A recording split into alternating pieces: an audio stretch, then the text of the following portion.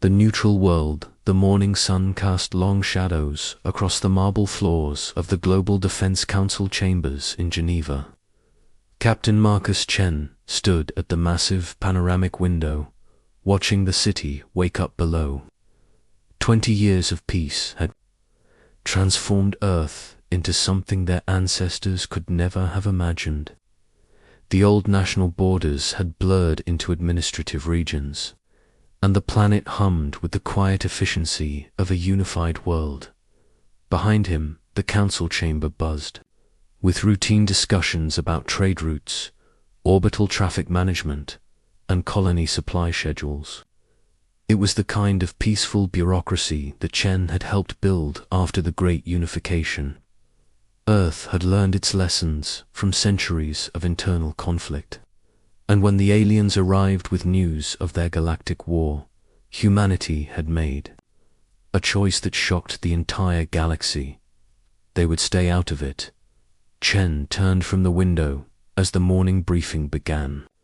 The holographic display showed the familiar star map, dotted with red and blue markers representing the two great alien powers locked in their eternal struggle.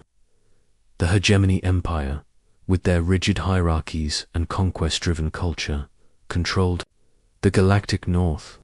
The Republic Alliance, a loose confederation of species fighting for democratic ideals, held the southern sectors. Between them lay a swath of neutral space, and at its heart, the Sol system glowed in peaceful white. Status report on the border incidents. Chen asked his aide, Lieutenant Torres. 3 skirmishes this week in the Proxima region, Torres replied, her voice steady. Both sides are pushing closer to our outer colonies, but they're still respecting the neutral zones we established. Dr. Sarah Okafor looked up from her tablet.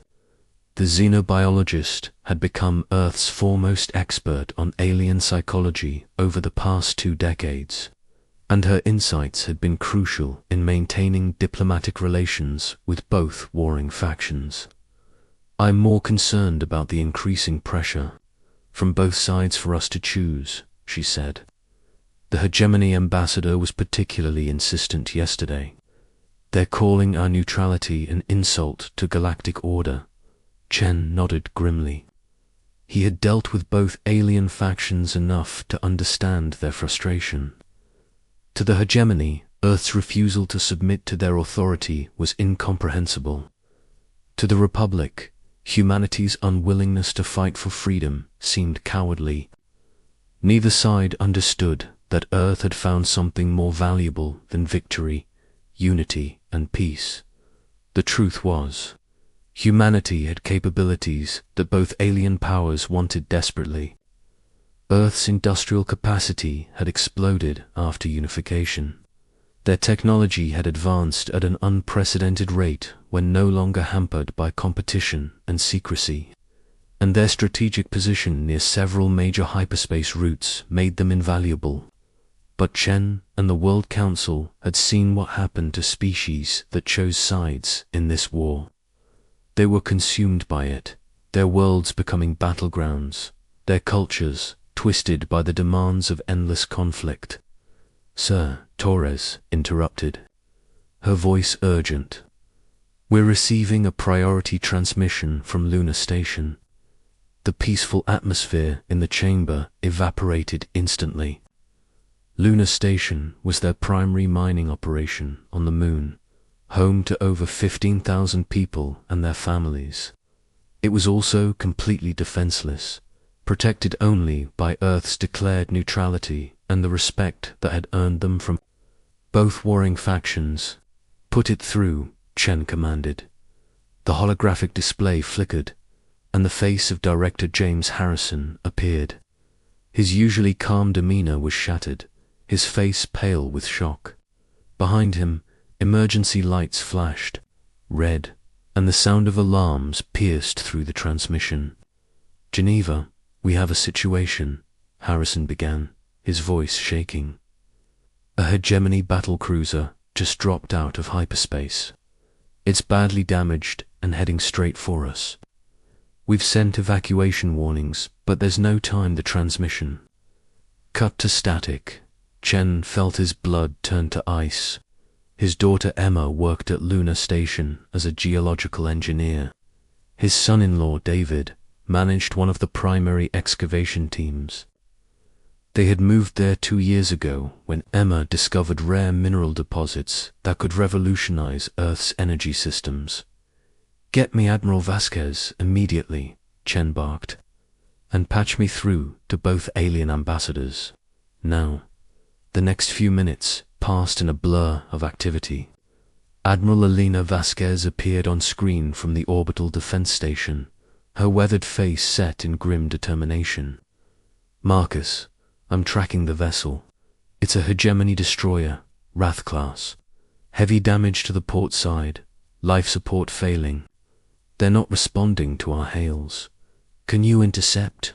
Chen asked, though he already knew the answer. "Not without potentially triggering an interstellar incident," Vasquez replied. "If we fire on a hegemony ship, even to save our people, it could be seen as an act of war." Dr. Okafor was frantically working her communication console. "I'm trying to reach Ambassador Zector, but the hegemony embassy says he's unavailable. The Republic ambassador is offering assistance, but their nearest ships are hours away." Chen watched the tactical display as the damaged alien vessel continued its death spiral toward Lunar Station. The miners had followed evacuation protocols, but 15,000 people couldn't be moved in the few minutes they had. His hands clenched into fists as he realized they were about to watch helplessly as their own people died, victims of someone else's war. "Sir," Torres said quietly, "we're receiving final transmissions from Lunar Station. Director Harrison is staying behind to coordinate the evacuation." The main screen switched to internal feeds from Lunar Station. Chen could see families running through corridors, emergency personnel helping children and elderly residents toward the shelter areas. In the mining sections, teams worked frantically to seal off tunnels and activate emergency barriers. It was hopeless, and everyone knew it, but they did it anyway because that's what humans did. They fought for each other until the very end. Then the feeds went dark. The hegemony destroyer, Gazar's Wrath, struck Lunar Station's main habitat dome at 1700 hours, Earth Standard Time. The impact was visible from Earth's surface as a brief, terrible star that flared and died in seconds. 15,347 human beings died instantly, vaporized by the fusion explosion or suffocated in the sudden decompression. The silence in the Geneva chamber was deafening. Chen stared at the tactical display where Lunar Station's marker had changed from blue to gray. Offline, destroyed. Gone. Dr. Okafor was the first to break the silence. "Marcus, I'm so sorry. Emma and David." She couldn't finish the sentence. Chen nodded slowly, his face a mask of controlled grief. His daughter and son-in-law were among the dead, along with thousands of other families. But this wasn't just personal loss. This was a moment that would define humanity's future. "Get me the World Council," he said, his voice steady despite the storm raging inside him. "Emergency session, full authority." Over the next 6 hours, as Earth mourned its dead, Chen led the most important meeting in human history. Representatives from every region, every major city, every colony world participated via quantum link. The images from Lunar Station played on screens around the globe, the names of the dead scrolled endlessly. The anger was palpable. "The question before us is simple," Chen addressed the assembly. "Do we continue our policy of neutrality, or do we acknowledge that neutrality is no longer possible when our people are dying?" President Sarah Kim of the Pacific Federation spoke first. This was an accident, Marcus. A terrible accident, but not an intentional act of war. If we retaliate, we become what we've tried to avoid, an accident. Chen's voice carried an edge that made everyone in the chamber uncomfortable. Their ship was damaged in battle. They made an emergency jump without calculating safe coordinates. They knew the risks, and they chose to take them rather than face their enemies. Our people died because hegemony pride wouldn't let them surrender. Dr. Okafor pulled up the technical analysis. The data from our monitoring stations confirms it. The Wrath had multiple opportunities to change course or self-destruct safely. Their captain chose to try to save his ship rather than avoid our colony. The debate continued for hours, but Chen could see the shift happening. The moderates' voices grew quieter, the calls for action louder. Humanity had tried to stay above the galactic conflict, but the war had come to them anyway. Finally, as Earth's night cycle began, the vote was called. The resolution was simple. Earth would formally request accountability from the hegemony empire for the lunar station tragedy.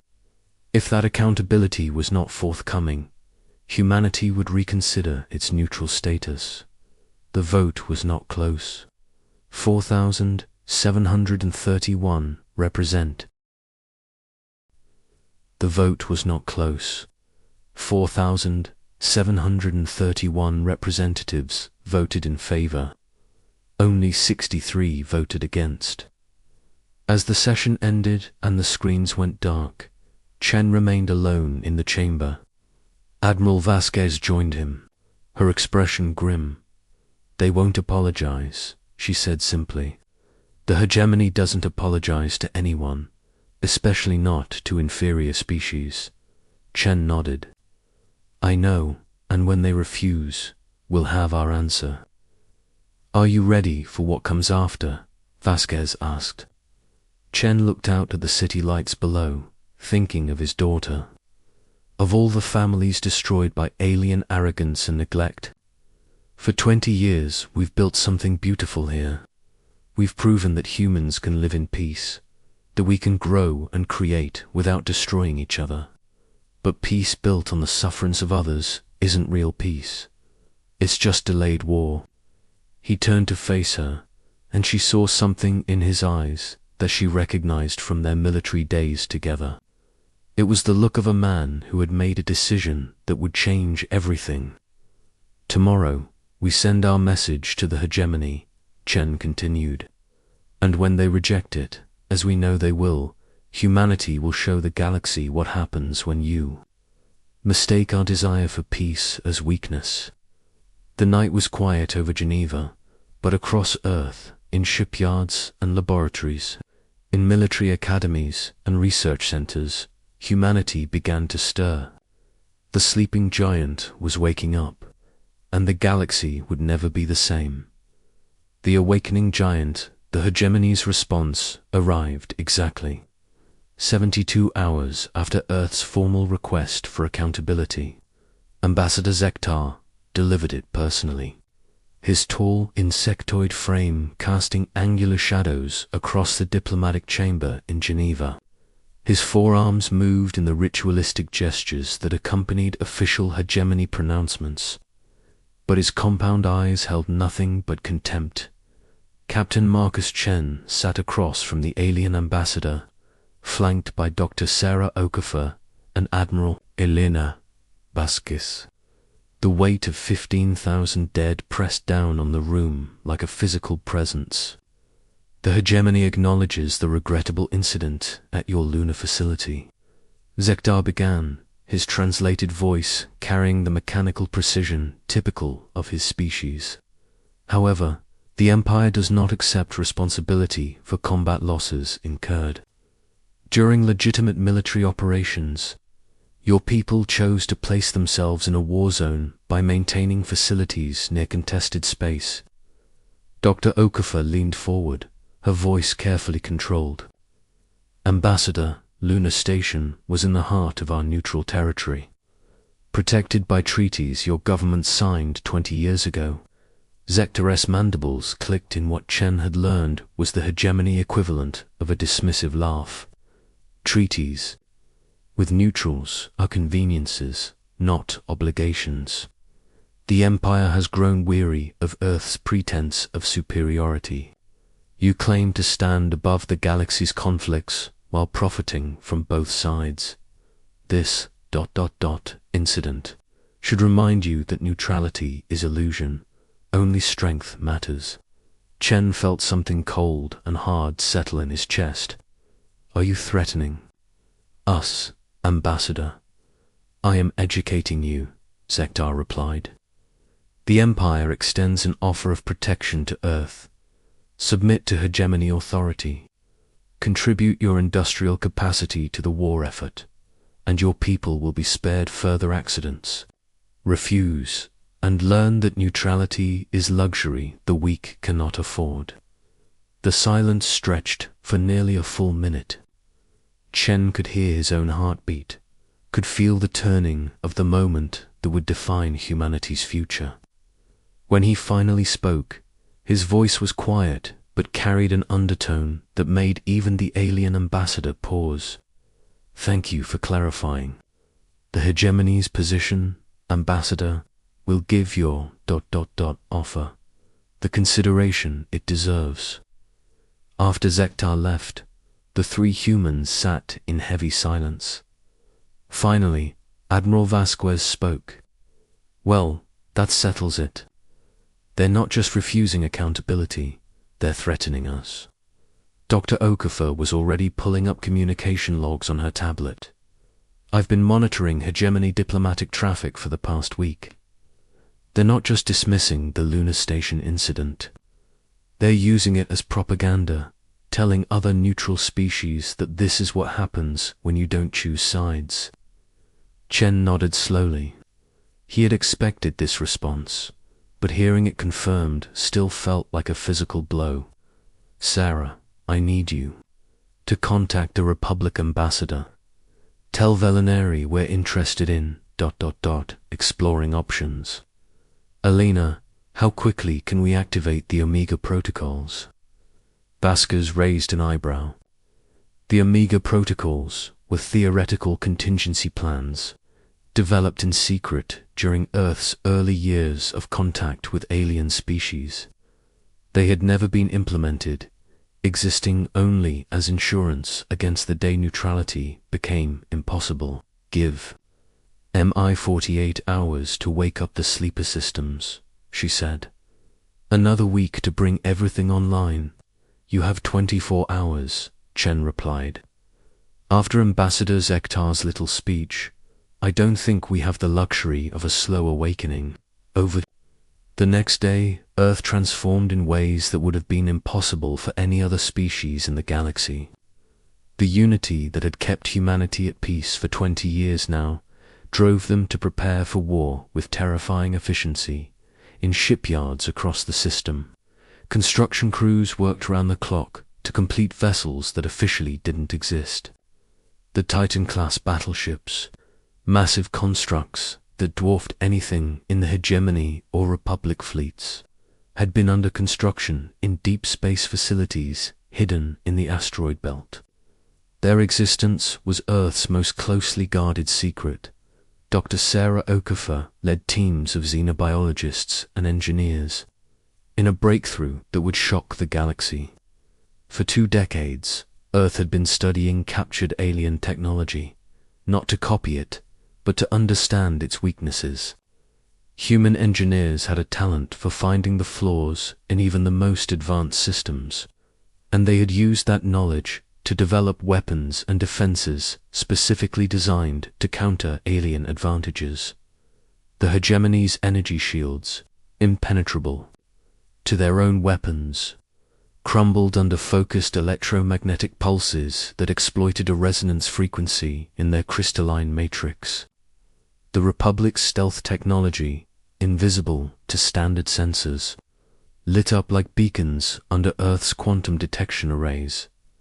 But perhaps, most importantly, humanity's greatest weapon was something no alien species possessed: absolute unity of purpose. When Earth went to war, it would do so with every human on every world, working toward the same goal. Admiral Vasquez stood on the bridge of the ESV Terran Resolve, the first of the Titan-class battleships to come online.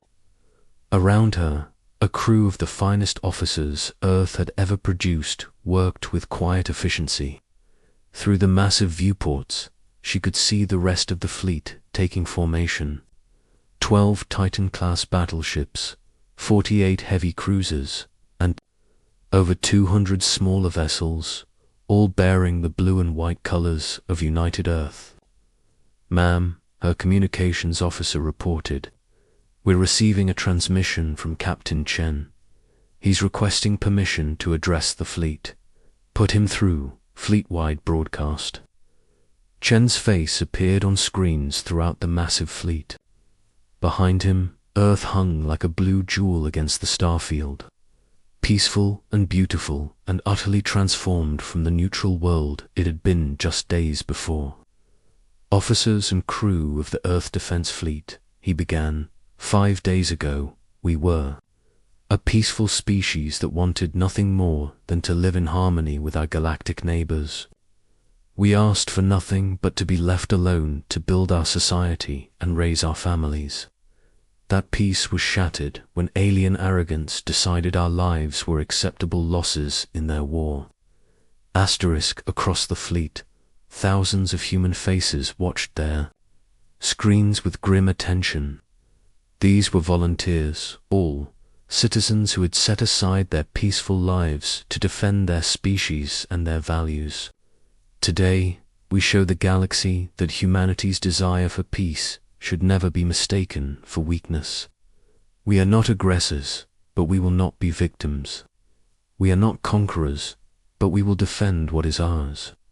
And we will make it clear to every species in the galaxy that Earth's neutrality was a gift, not a weakness." The transmission shifted to tactical displays showing the Hegemony forward base at Kepler Station, a massive military complex that controlled 3 major hyperspace routes. It was heavily defended, considered impregnable by both Hegemony strategists and Republic intelligence. "Our first target is Kepler Station," Chen continued, "not because we seek conquest, but because we must demonstrate that humanity will not be intimidated. The Hegemony wants to teach us that neutrality is a luxury we cannot afford. Today, we teach them that humanity is a force they cannot afford to ignore." The attack on Kepler Station lasted exactly 43 minutes from the moment the Earth fleet dropped out of hyperspace. The Hegemony defenders, confident in their superior numbers and fortified positions, were completely unprepared for humanity's tactical approach. Instead of the direct assault they expected, Earth's forces used their superior sensor technology to map every weakness in the station's defenses. Pinpoint strikes from the Titan-class ships targeted specific structural supports, causing entire sections of the base to collapse under their own weight. Small fighter craft, moving too fast for Hegemony targeting systems to track, slipped through the debris fields to plant explosive charges on critical systems. But the most devastating weapon was psychological. As Hegemony forces tried to coordinate their defense, they found their communications intercepted, their orders confused, their tactical data corrupted. Earth's cyber warfare capabilities, honed by decades of protecting their networks from alien intrusion, turned the station's own systems against it.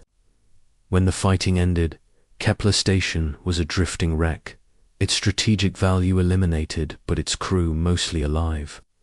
Earth had made its point without unnecessary slaughter, showing the kind of precise, overwhelming force that spoke to both honor and capability. The galaxy's reaction was immediate and dramatic. Within hours of the attack, the Republic Alliance formally requested a meeting with Earth's representatives. Neutral species across the galaxy suddenly found their voices, declaring that humanity's actions had shown them that neutrality backed by strength was possible. Even some hegemony client species began quietly reaching out to Earth through diplomatic back channels. But the hegemony itself responded with predictable fury. Fleet Commander Thakmar, the hegemony's most feared military leader, declared that humanity would be crushed like the primitive insects they are, and began massing the largest battle fleet in hegemony history. Chen received the intelligence reports in his temporary command. Sent her aboard the Terran Resolve, Dr. Okafor and Admiral Vasquez joined him as they reviewed the scope of the hegemony response. They're committing nearly a third of their total fleet strength, Vasquez reported. Over 800 ships, including their newest dreadnoughts. This isn't just retaliation, Marcus. They're trying to make an example of us. Dr. Okafor nodded grimly. Zektar was right about one thing. In hegemony culture, strength is the only thing that matters. By destroying Kepler Station, we've challenged their fundamental worldview. They can't let that stand, or their entire empire could start to question their authority. Chen studied the tactical displays showing the massive hegemony fleet forming up at their staging areas. It was an impressive sight, enough firepower to glass entire worlds. But he felt something he hadn't expected. Not fear, but anticipation. Good, he said simply. Let them come with everything they have. It's time the galaxy saw what happens when you threaten humanity's family. He turned to address both officers, and they saw in his eyes the same determination that had driven humanity to the stars. The same refusal to surrender that had carried them through every dark moment in their history. 20 years ago, we chose peace because we were strong enough to make that choice. Today, we choose war for the same reason. Send word to all Earth colonies, all human settlements, all our allies. Humanity is no longer neutral. We stand for ourselves, and for anyone brave enough to stand with us. As the orders went out across human space, something fundamental shifted in the galaxy's balance of power. Earth had awakened, and the universe would never be the same. The hegemony wanted to teach humanity about strength, but they were about to learn a lesson themselves, that the most dangerous enemy is the one who doesn't want to fight, but will do whatever it takes to protect what they love. In the void between the stars, two philosophies prepared to clash. The hegemony believed in domination through superior force. Humanity believed in protection through superior purpose. Soon, the galaxy would discover which was stronger.